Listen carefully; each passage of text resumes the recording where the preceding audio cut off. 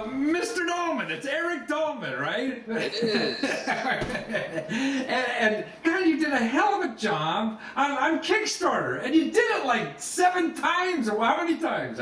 6, 7 times? We'll have a 7th. Yeah, wow. I mean, that's amazing. You know? And it's all your idea. I mean, you were telling me before we started, you were just like an IT guy or something, and just tired of this 9 to 5. So tell us how it started. So probably about a year and a half ago, I started, I was introduced to Kickstarter. Somebody at work, like, sent out a link for a game. And I'd never heard of the site before, and I started looking at it, and I was like, hey, this is pretty cool. Like, at first I thought it was something where you could go and invest in companies. I wanted to, like, invest in all these ideas. I mean, games, because you like games, is that why? It's just all kinds of stuff. Oh, actually, the first ones I backed was in, it was like a keyboard or something like that. I see. Okay, right. So yeah, No, I see you bought. It says on Kickstarter you bought 139 things, or it's like Walmart for you, huh? Well, unfortunately, it's a bit addictive. Fortunately, it's addictive. So, running my own project, like, for me. So, but yeah, I basically saw other people doing things that I thought I could do just as well or better. So I took a stab at it, and my first project is over 250 people and a little over $14,000. $18,000, and what were you hoping for? At that point, I didn't really know. I was just hoping for enough. I was hoping for enough to cover my costs. Which I set the goal at like 2,500. I see. So you got $18,000, and your goal was only 2,500. Yeah, it was actually a little over 14,000. 14,000. Wow, that's incredible. And it was for playing cards again. It was the game. Yeah, a game. Yeah. Wow. So did that start the wheels spinning about I'm getting out of this job, or what? No, because 14,000 really wasn't gonna like get over. Well, but you extrapolate, don't we? I mean, I do that all the time. Well, if I got this, but that was the thing. It offered me an experience that I wouldn't have normally had. Because there's no way that I would have taken probably $30,000 of my own money to go out and try something. But if I got 15 from the community and then I put 15 of my own in, now all of a sudden it's a little bit, it's mitigating that risk a little bit.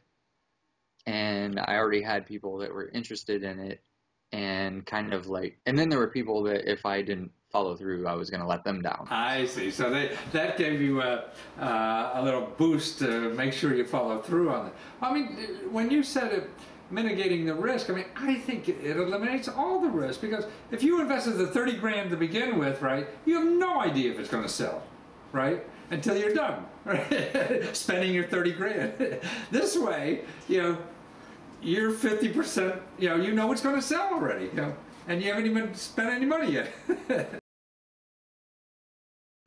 Well, I ended up spending a little bit more just to get it off the ground. Right.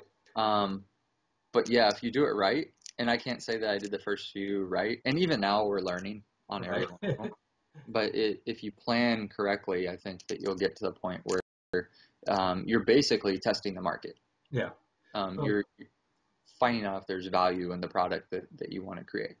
I think that's probably, in my mind, the best advantage of these things is that if it's selling. Because I mean, we all have great ideas, but and so many people invest money and energy and time to see if to build it and whatever, and nobody shows up. I mean, that's why most things fail, because they market test instead of real tests, and this is a real test. It's a perfect indicator of how many people are going to be interested, because you find out right off the bat. Yeah. And the other thing, it's not for us. It's not even just about the money. I mean, that's great. Like, getting the money to finance these things with a lower risk is amazing. But even better is the community interaction that we get while we're developing the product. Because right now it's myself and Shane, and we're developing these products. But we have input from thousands of backers that, an idea triggers off, or we can bounce things off of I this entire see. community. Wow. So now Shane, Tyree, right? Is that Yes. He's the artist behind it, and you're just the pretty face in front, or what? I don't know about pretty face, but I pretty much handle everything other than drawing, and then he and I do a lot of the marketing stuff together, and then he basically, like, everything that you see that looks awesome, right. yeah. Except you on TV here. So you're able to use these people who sort of they're investing in the product in a way, so they're really available more than that to get feedback as you refine and the final product. Is that what you're saying?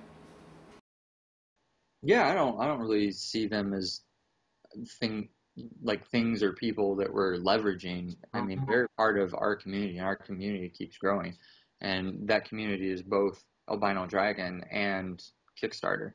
It's become this very symbiotic relationship where the way we look at everything that we do is Shane and I pick something that we think would be really cool that we don't know of that exists. And then we say, hey, if we think it's cool, there's a lot of people like us. Let's go and make it, and we'll test it and see if other people like it. And then we're able to get feedback, and it's kind of like this feedback loop through the whole process for 30 to 45 days. Through the time it's on Kickstarter, I mean the selling, but after it's like you close this Kickstarter, do you still use that community? Oh, definitely. Yeah, we're always doing updates. We're always bringing them in. We do, I think one of the big things that we've done that is kind of different than some other projects is that we have these Google Hangouts where we actually will say, okay, so we do a lot of custom playing cards. Like right now we're doing the synthesis deck on there. And so what we do is we say, we're doing the Jack of Spades. Oh, I see. If you want to come join us, we'll do a Google Hangout for like an hour or two, and anyone can come and join. Anyone can watch YouTube as Shane draws it live, and they have feedback. And so when we do our other projects, they come in and they suggest, hey, what about this? What about that? And they can actually, and sometimes we'll use it and sometimes we don't, but a lot of times things that our backers have asked us to integrate will end up in the actual product. Hangout, I guess I'm not, I'm a little computer illiterate, I guess. That's a place where Shane can draw and people could provide input as he's doing it? Yeah, it's just like what it sounds. It's basically he shares his screen and up to 7 or 8 other people can join and interact through video, or if they want to shut that off and just talk or text or whatever. Wow. And then everyone else, like on YouTube, can see. Now, so of the 7 projects, I mean, I see they're everything from, I guess the lowest maybe at $15,000-$20,000, and you get up to like $90,000 on some. Yeah, we had it. I think it was 94, 96. Yeah. What is the difference? I mean, what's the magic to get 90 versus 20 or something? So there's a couple things. I think the biggest is just kind of getting lucky. I mean, everything started down to... Shucks. I thought I'd have some magic. Yeah. Well, marketing, I mean, has become just as important as anything else, in any other industry. Once you get to where there's so much saturation. Don't make a sale, you ain't got nothing. and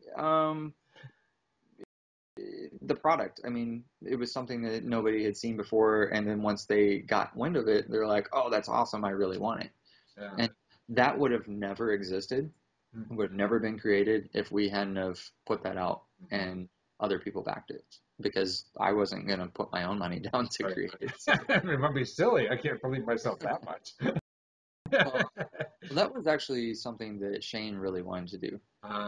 We had done all these other projects, and I said, you know what, if this is what you want to do, we'll go ahead and run with it, and we'll see what happens. And that one just, There you go, listen to him more now. Yeah.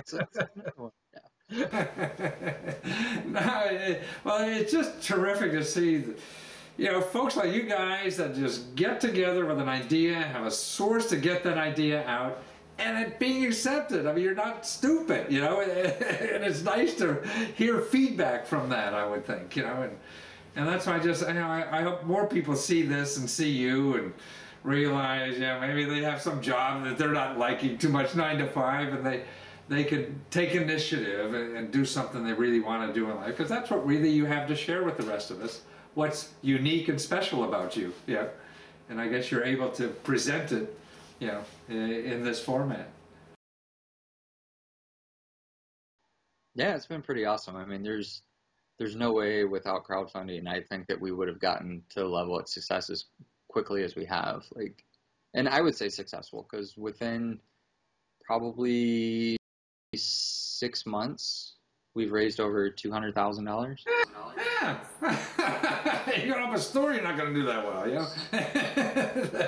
No, I mean, that's a wonderful little business already. And that's why, you know, without a lot of capital or anything, a lot of structure, just you and Shane and your heads, you know, and the technology. Well, thank you so much. You're a delightful person, and thanks for being there and inspiring other people to do some stuff in life. Yeah, no problem. I wish you well. Oh, thanks. I appreciate it.